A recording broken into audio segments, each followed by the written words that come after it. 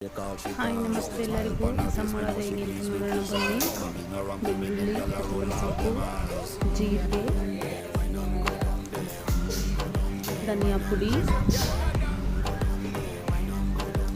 tomato, ಹುಣಸೆಹಣ್ಣು ಹಾಕ್ಬಿಟ್ಟು mixie ಮಾಡಿಕೊಂಡು